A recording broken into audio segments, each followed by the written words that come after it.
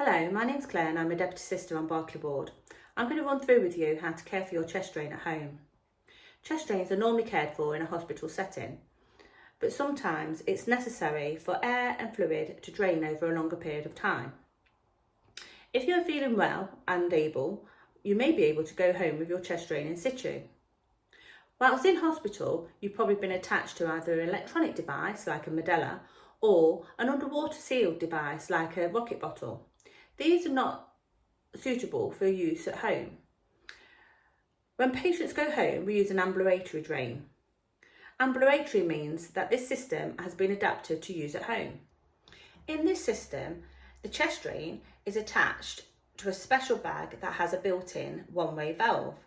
The valve allows fluid and air to go into the bag, but doesn't allow it to come back out of the bag. The ambulatory bag that we will send you home with is a rocket bag, and this is what the rocket bag will look like. So on the rocket bag, you've got your one-way valve, which is under here, just here. And you might find that blowing up at times. That's normal. That's absolutely normal. This here is your carbon filter and air vent.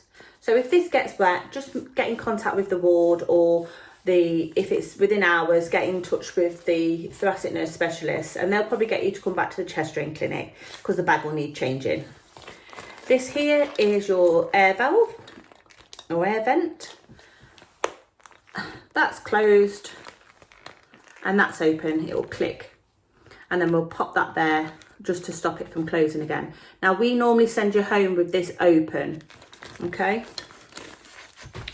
So this is where you empty the bag at the bottom. So you would hang it over the toilet, you'd open the valve. Sorry, I can't do this with one hand. And empty the valve into the toilet until it's completely empty, and then close the valve back up again.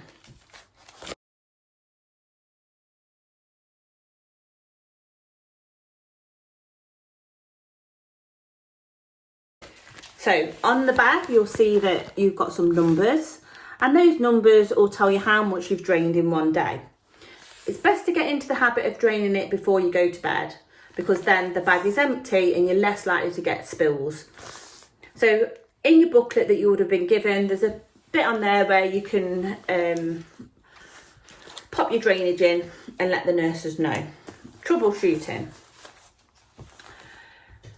Try not to screw the bag up, because if the bag's in that position, it's not going to work.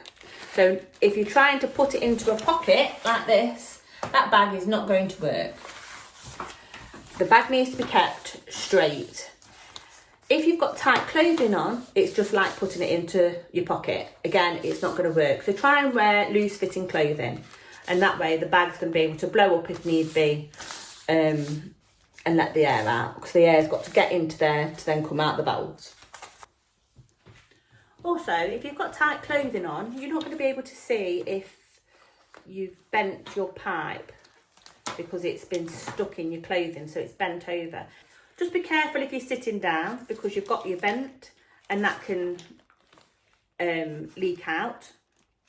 So if you're sitting down, take your belt off and just hang it on the side of a chair or something. When you go to bed, try and sleep the side that your chest drain is. So if your chest drain is this side, you'll sleep this side.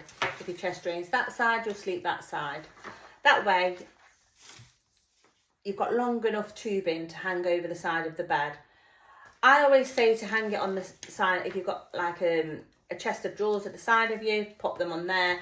Or if you've got a little chair that you could bring upstairs and just hang it on a little chair. Also, things to consider is if you think that the chest drain tubing is blocked, it could be that the flutter valve is blocked, because sometimes you do get a little bit of debris that gets stuck in this bit here.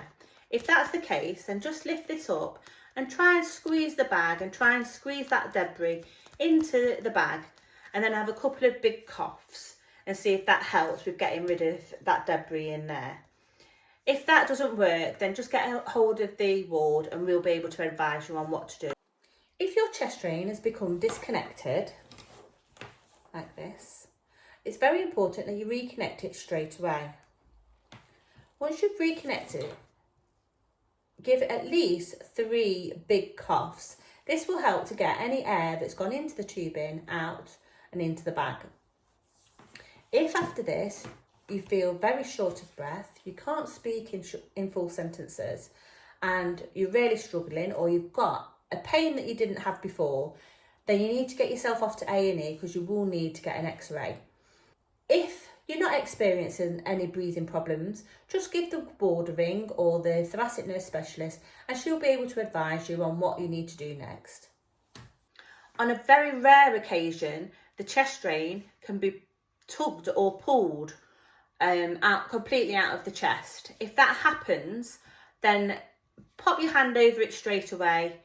If somebody's about, get them to help you. If nobody's about, then you need to get one of the dressings that we've sent you home with, pop it on, and then you need to get yourself down to A&E straight away, because that hole needs to be closed up as soon as possible. Try not to overfill the bag as well. So if you haven't emptied the bag for a while and the bag's quite full, one, it's going to be heavy, it's going to be pulling on you, and two, it's not going to work as well as it could do. So just empty it.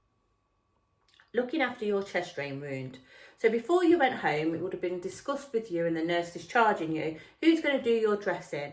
That could be either yourself, a family member, or if you're unable to do it like that, then either the practice nurse or district nurse.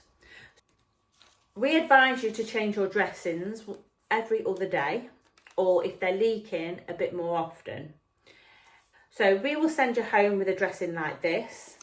And what we get you to do is we get you to, with a pair of scissors, cut to the middle. So it's like that. And then pop that around the chest drain. You'll find that there are two black sutures, or they may be blue. These sutures are not to be cut. Those sutures are there for a purpose. One suture is to hold the chest drain in place, and the other suture is normally wrapped around the drain, and that's the suture that we use to close the hole once we've taken the chest drain out. If you find that those sutures are very loose and the chest drain is moving quite a bit, then you need to get in touch with the thoracic nurse specialist or the ward, and we'll be able to advise you. Probably get you to come in and have another suture popped in. If you run out of dressings, you can contact the ward and we'll be able to supply you with some more. If you're having a district nurse or practice nurse, we'll just give you a few dressings. They'll provide you with the rest.